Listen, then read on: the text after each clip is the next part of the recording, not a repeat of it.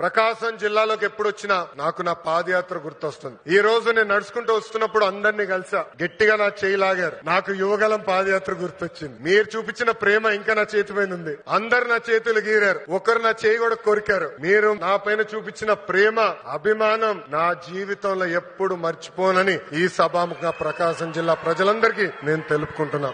ఒకటే కోరుతున్నా, వైకాపోల్ పరిస్థితి చూస్తుంటే జాలేస్తుంది. వాళ్ళు పని చేయరు, పని చేయాలనుకున్న వాళ్ళ చేత పని చేయనీరు.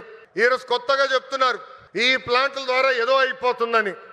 వాళ్ళని అడుగుతున్నా, మీరు ఇంట్లో గ్యాస్ సిలిండర్లు వాడరా, కట్టెపొయ్యిలు వాడుతున్నారా? ఆ గ్యాస్ తయారు చేసే ప్లాంట్ ఇది. ఎందుకు మీరు అపోహలు కల్పిస్తారు?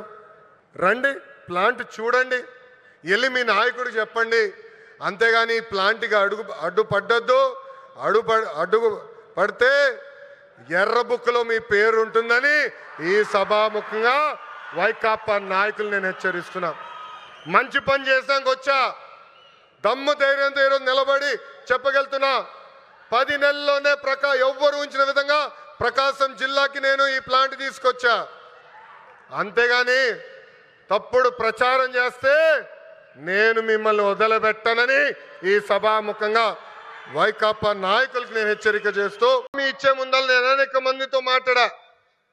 వాళ్ళందరూ అన్నారు, ఈ హామీ మీరు సాధించగలుగుతారా, చేయగలుగుతారా అని అడిగారు. కానీ వాళ్ళు ఒకటే చెప్పా, నా ధైర్యం ఒకటే, నా బ్రాండ్ ఒకటే.